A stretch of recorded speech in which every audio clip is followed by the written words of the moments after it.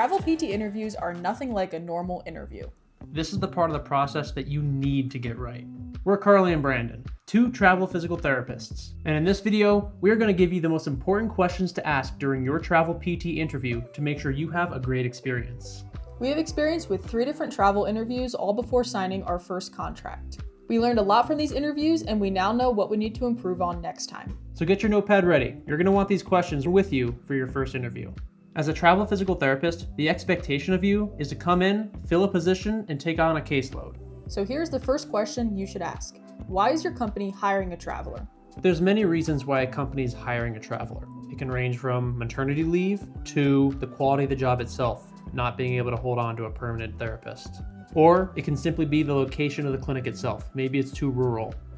We're going to be straight with you. Not all contracts are created equal. That's why you need to ask this question to make sure you know exactly what you're getting into. Also, if a location is hiring a traveler, it is important, especially as a new grad, to ask how many other therapists are there at the location that you'll be working at. And that's why it's crucial to ask this next question. How many therapists will be at the clinic I will be working at and when? As a new grad travel physical therapist, it is important to start your first contract at a location that has other therapists present for any assistance you may need, involving patient care, EMR training, all the fun stuff. As you grow as a clinician, this question may become obsolete, but as a new grad, it's pretty important. Also stress the when with this question because there may be other therapists on site at the clinic, but they may not be there every day of the week when you will be there. As a new grad, it may be difficult to get comfortable on contract when you are the only therapist present. Which a lot of physical therapists may tell you that going into travel PT as a new grad, the caseload will be larger and more unmanageable than a permanent position. But we want to clear this up to you guys right now. This is not necessarily true. There are contracts out there that make one-on-one patient care a necessity. So, the next question that you must ask during your interview is, how many patients will be on a typical daily caseload? You should definitely get an answer to this question, and you should get an upper limit solidified to your caseload as well. This is completely based on personal preference. You may really want 8 patients a day, one-on-one treatments. And if that is a priority to you, do not just trust the job board or what the clinic tells the recruiter. This is vital information to get from the individual interviewing you. We would also even recommend adding it to the contract. More information on the contract itself in a future video. Also, you will want to get a clear answer on the orientation that you're expected to have on your contract, or the lack thereof.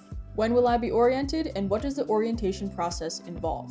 During our interview, we made sure we asked this question and got our first week broken down for us. For example, our contract gave us a lighter first week, including extra documentation time, a tour of the clinic, and learning the new EMR system. On our first day, we just saw a few patients, and then we progressively built to a full caseload by about day 4. In the world of travel physical therapy, it's pretty well known that a big drive for people is the money. However, this is actually not something you should be bringing up during your interview. This is actually completely handled through your recruiter. There is definitely room for negotiation in the world of travel physical therapy, but leave that between you and your recruiter. What should be asked during the interview is, what are my guaranteed hours for this position? Travel physical therapists are paid on an hourly basis, and that's why it's important to get a 40-hour guarantee in your contract, meaning that if census drops and you don't work for 40 hours due to cancellations or not enough patients, you will still get paid for that 40 hours. We both have 40-hour guarantees at our current contract right now, and that ensures that even if the clinic census drops or if a patient cancels, we still get the full 40-hour pay. If you made it this far into the video, we are now going to give you 2 bonus interview tips that some travel physical therapists still don't think of.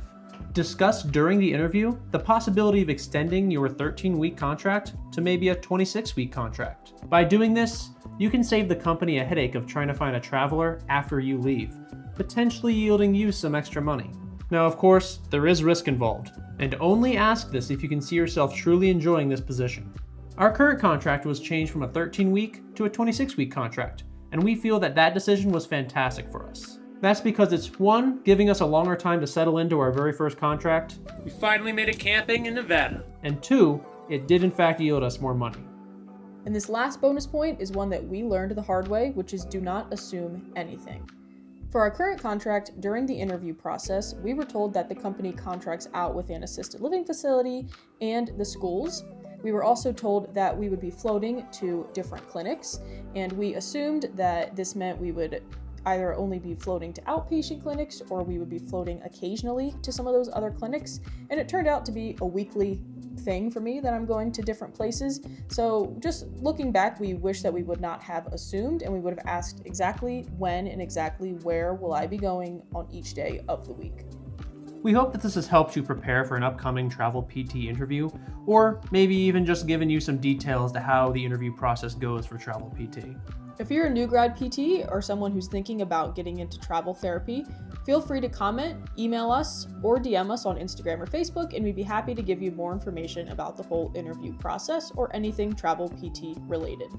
And if you want to learn more about why we became travel physical therapists, check out this video.